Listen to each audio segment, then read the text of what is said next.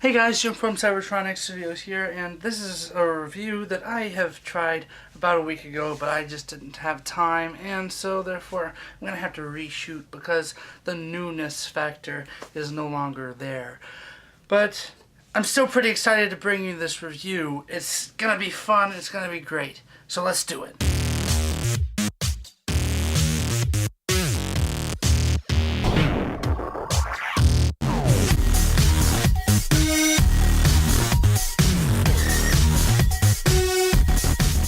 Today I'm very excited to have for you my first Transformers Generations Age of Extinction figure, and that would be the Voyager class Grimlock figure. Nom, nom, nom, nom. We'll take a look at that gimmick and more as soon as we get to the robot dinosaur mode, but for now let's take a quick look at the packaging. We're not going to go over the table because it's already out of the packaging, so why bother? And it's a beautiful package with the very bold white and red colors, the bold Transformers new logo font. You can see in the corner the little Transformers Age of Extinction. You can see the box art is very awesome. Autobot symbol looking like a comet right there, but very simplistic. Notice how you have your Autobot symbol, Transformers logo. Transformers Generations Voyager class, Series M4002. But yeah, it's a pretty decent box, and from the looks of it, seeing how the only mention of Transformers Age of Extinction is right here, I'd say that it's probably going to be the new norm for the Generations toys, and perhaps Transformers toys in general in the future. On the back you have the product shot, you have the bio, pause it if you want to read it. Also available, Evasion Mode, Optimus Prime, which I'm wanting to get authentic Transformers, just in case you thought it was fake. Okay, box, disappear. Okay, now let's get on with the dinosaur mode of Grimlock. My, he is quite beastly, isn't he? Why, look at those sharp, fearsome teeth. Those piercing green eyes. He's a sharp dino with a whole bunch of shrapnel, spikes, and spines. He's really menacing looking, and I think that the movie aesthetic really lends itself to that. Almost Beast Hunters-esque, if you ask me. Really nice molded in detail, especially in the panels under the arms, the head. The body is just really well sculpted, but the proportions are a little off in my opinion. The head looks like almost adorable big, and he looks hunchbacked, not really a natural elongated dinosaur curve. Also, the panels the arms are on don't really close up, and they leave a gap right there, which can be kind of annoying. But other than that, the arms look about the right size, so do the legs, and so does the tail.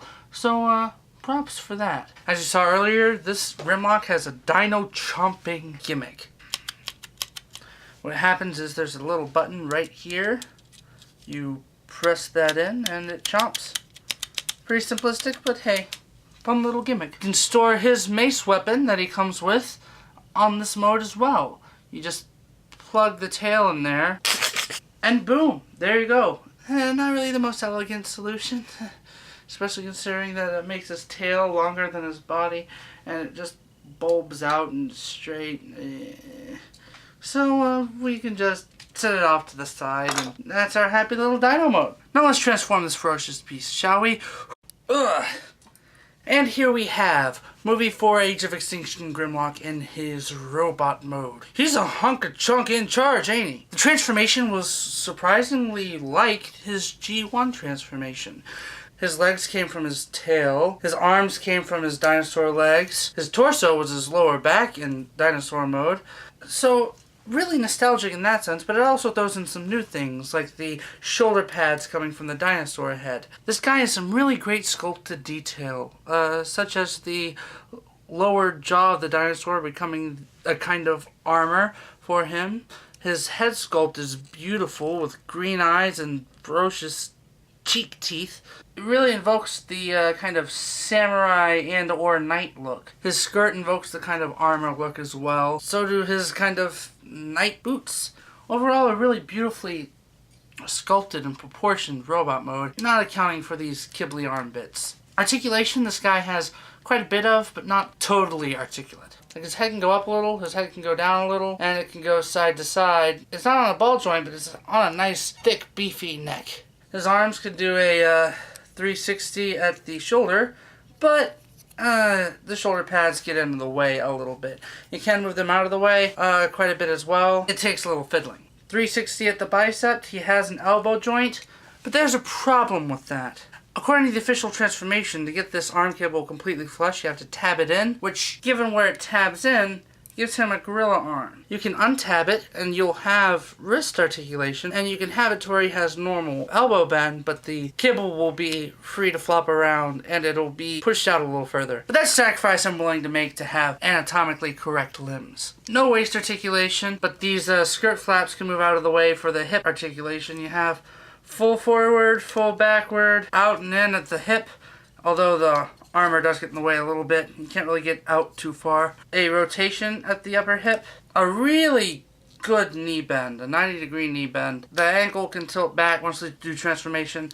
And there's this really nice kind of boot side-to-side articulation, which allows him to have some really nice kind of wide-legged poses. But don't do it too much, or else it'll start to look kind of unnatural and terrible. That's pretty much it for articulation on this guy. His arms can go in and out. Yeah, well articulated, but they could have been a little bit more. Like, I feel like they could have fit a waist swivel in there somewhere. But hey, what you gonna do? His weapon is a dragon tooth mace, which he can hold in his hand. You can have him hold it at either end. There's a kind of stabby spear at one end, and then there's a mace at the other. Really cool, beefy looking weapon for a really cool, beefy looking guy. While he doesn't really invoke any G1 nostalgia in this mode, he does look big, brooding, and he does look like a leader of Dinobots. Sure, his legs are a bit lanky, but other than that, he looks big, beefy, brooding, and he looks like he can kick some tail butt, if you know what I mean. This guy is solid, this guy is fun to transform, and this guy is a really good first glimpse into what hopefully will be an awesome line of Transformers Age of Extinction figures. I give this guy an A. And that's my review of Transformers Age of Extinction Grimlock. So if he is an example, then the rest of the line should be pretty good. And that's what I'm hoping to find out. Make sure you click subscribe, like, whatever. You can even post suggestions of past generations and or Unicron trilogy and or movie and or whatever figures you'd like me to review. I have another movie figure review coming up, but this one's more of a retro review. So stay tuned for that. Make sure to like, comment, subscribe, whatever you want to do. Thank you so much for watching. I'm Jim from Cybertron-X Studios, and I will catch you later. Whoa.